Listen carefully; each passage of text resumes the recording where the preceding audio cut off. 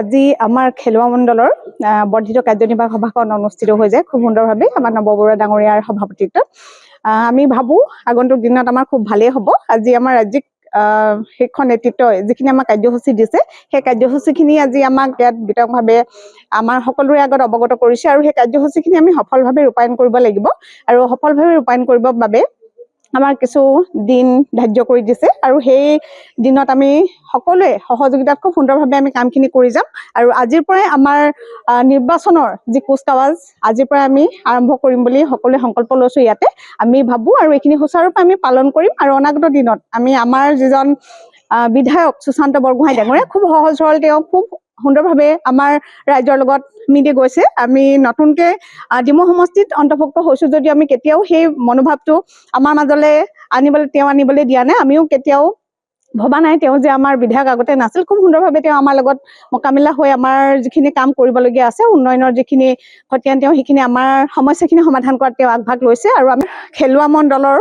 প্ৰতিজন কাৰ্যকৰ্তাই আজি সংকল্প লৈছো দলৰ শীৰ্ষ নেতৃত্বই যাকে টিকট নিদিয়ক কিয় আমি সেইটো আমাৰ কাৰণে মেটাৰ নহয়, কিন্তু যিজনকে টিকেট নিদিয়ক আমি সকলোৱে একেলগে একজোট হৈ তেওঁক আমি জিকাই নিবৰ বাবে বৃহৎ প্ৰতিজ্ঞা আমি লৈছো। আজি আমি ভাবো আমাৰ সকলোৰে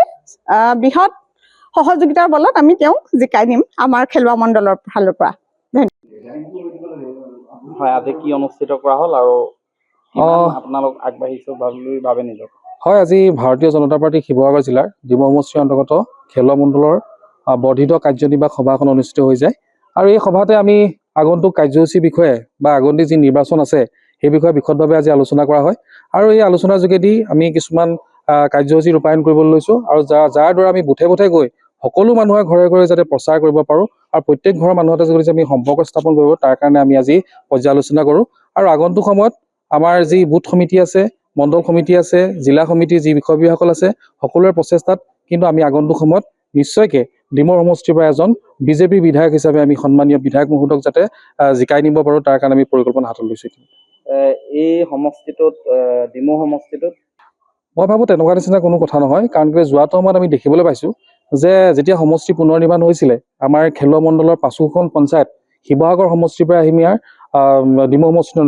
অন্তৰ্ভুক্ত হৈছিলে আৰু এই হিচাপে চাবলৈ গ'লে যোৱাটো সময়ত খেলুৱা মণ্ডলৰ এটা কথা আছিলে যে যিকেইটা পঞ্চায়ত আছিলে সম্পূৰ্ণ বিৰোধী পক্ষত আছিলে বুলি আমাক আগতে